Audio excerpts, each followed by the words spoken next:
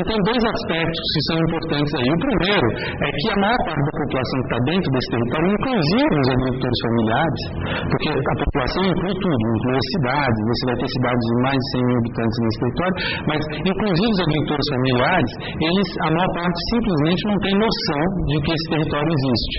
Né? E o território ele foi criado em cima de critérios políticos que não necessariamente têm alguma relação, em alguns casos pode ter, em outros não, com as dinâmicas sociais existentes localmente. E rapidamente em relação ao Pará, a gente pode pensar o seguinte, pensar projetos de infraestrutura comum em uma área de 37 mil quilômetros quadrados, quer dizer, um só dos municípios desse território é maior do que a maior parte dos territórios de todo o Brasil. E aí, um elemento importante, um problema sério, né, das políticas de apoio à agricultura familiar e outras, que é um pouco essa incapacidade de considerar especificidades locais. Quer dizer, a ideia de se juntar municípios para investir em infraestrutura pode fazer sentido onde você tem municípios pequenininhos em certas regiões do sul, do nordeste. Na Amazônia, isso já começa a não fazer sentido nenhum. Você vai criar territórios que são demasiado amplos para se pensar em investimentos em infraestrutura comum, ainda mais com os poucos recursos disponíveis, e quando você vai falar de participação, a coisa fica muito mais complicada ainda, porque a gente está falando de dezenas de milhares de famílias de agricultores familiares nesse território. A construção do plano de desenvolvimento territorial, quer dizer, a construção do plano de desenvolvimento territorial do Sudeste do Pará foi feito por uma equipe associada à Universidade Federal do Pará, que eu acompanhei a elaboração desse plano, e com todos esses limites que eu coloquei, mais limites de tempo impostos à elaboração desse plano, você pode se perguntar em que medida pode, com toda a boa vontade, com todo o acúmulo pré-existente, esse território é um território particularmente interessante nesse sentido. Você tinha uma atuação de universidades, de ONGs bastante intensa, um conhecimento bastante forte de como funciona e da história do território, mas mesmo nessas condições é impossível você realmente realizar um processo participativo de construção desse plano de desenvolvimento territorial. Então você vai fazer reuniões e agora essas reuniões, obviamente, elas vão se limitar a pequenos a grupos restritos, né, no território.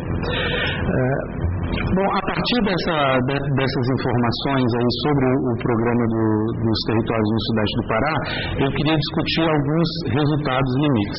Bom, a gente viu que a nível federal a gente está falando de uma política que tem poucos recursos. Quando você divide esses poucos recursos por mais de 60 ou mais territórios a nível nacional, a gente vai ver que a nível de um território os recursos são muito limitados e de extremamente difícil acesso. Quer dizer, vamos ter toda uma burocracia, uma dificuldade de acessar esses recursos. Então, algo que foi decidido um ano vai ser finalmente, os recursos vão ser aplicados 5, 6 anos depois. Pouca ou nenhuma possibilidade de articulação e coordenação de outros programas. Você não tem os recursos e você não tem um mandato político para fazer essa articulação. Então, o território, a rigor, não articula os recursos do crédito rural para a agricultura familiar, não articula os recursos do ordenamento fundiário e não articula os recursos da extensão rural. Todos esses são programas que têm, do ponto de vista financeiro, muito mais recursos do que o programa do território em si e que, como a gente vai ver, tem muito mais impacto a nível local. Um outro aspecto importante do ponto de vista dos resultados e dos limites é a questão da participação dos agricultores familiares e das suas organizações.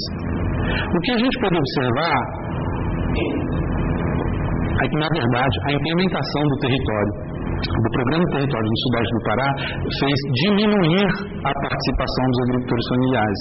O que pode parecer contraditório quando foram as próprias organizações desses agricultores familiares, os movimentos, que impulsionaram essa política a nível nacional justamente para tirá-la do domínio dos prefeitos. Mas o que acontece? O que acontece no caso do Sudeste do Pará, muito claro, é que muito rapidamente você vai ter a criação de uma série de espaços novos, novos espaços públicos de discussão, que vão discutir o território, que vão discutir o crédito, que vão discutir a reforma agrária, que vão discutir a extensão rural, e que vão vir junto com esses novos espaços, novas regras, novos participantes, uma multiplicação dos espaços ou dos fóruns de discussão e de decisão, que vai levar a um esvaziamento político e, finalmente, ao enfraquecimento da capacidade de debate dos movimentos sociais regionais. Quer dizer, antes da criação do Programa de Territórios, você tinha espaços localmente construídos, muitas vezes a partir da luta dos movimentos sociais e agricultores,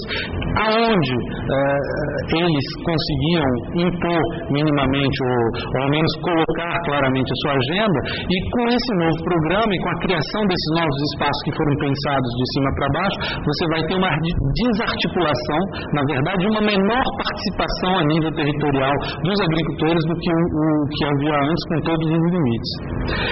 Nesses espaços e com os poucos recursos disponíveis, a lógica na escolha dos projetos de infraestrutura financiada vai ser uma lógica por cotas. Quer dizer, temos poucos recursos, o que a gente faz? A gente reparte entre os diferentes atores. Então, o que vão ser esses famosos projetos de infraestrutura? Vão ser um centro de capacitação para um determinado movimento social, vai ser o apoio à cooperativa ligado a um outro determinado movimento social. Então, projetos que são relativamente pequenos, de pouco impacto e que, do ponto de vista do território, em geral, tem pouquíssimo impacto, vamos dizer assim, coletivo. E, finalmente, o fato de você levar os espaços de decisão de deliberação para o nível regional, de uma certa maneira, vai dificultar a participação dos agricultores da base. E eu vou voltar nesse ponto ainda para concluir. Tem um dado, obviamente, como vocês perceberam, não vou falar muito de alimentação, mas tem um dado que é muito sintomático da dificuldade de articulação de políticas. Isso aí é a merenda escolar, quer dizer, a comida nas escolas, dos assentamentos da agricultura familiar. A gente fez uma pesquisa e perguntou se a comida nas escolas contém algum alimento produzido no assentamento, sítio ou fazenda vizinha. E, na verdade, menos de 10% dos assentamentos da agricultura familiar na região isso acontece, para vocês verem como que é essa questão da articulação das políticas, né? Porque, obviamente, uma ferramenta importante. Então, já caminhando para a minha conclusão, né, porque eu acho que eu já estou mais ou menos uns 30 minutos, eu queria finalizar com a discussão se seria interessante a gente ter uma outra visão do território. Né? Esse território impulsionado pela política, pelo Programa Nacional de Territórios, o que eu estou chamando aí do território político, é uma visão possível, com todas essas contradições que nós já discutimos. Uma outra visão possível é ver o território como o que eu estou chamando de território local. Quer dizer, quando a gente desce a nível do espaço da ação coletiva local, quer dizer, o espaço das relações sociais cotidianas, a gente vai perceber que existem dinâmicas sociais que são extremamente diversas numa região como essa do Sudeste do Pará, mas que são, ao mesmo tempo, bastante interessantes e bastante vivas. Né?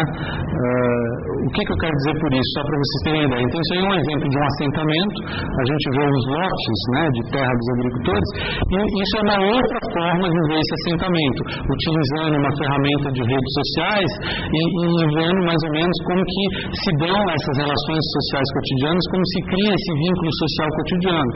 Por exemplo, nesse assentamento concreto, rapidamente a gente pode ver que, na verdade, você tem pelo menos dois grupos sociais diferentes que têm relações e que, de uma certa maneira, do ponto de vista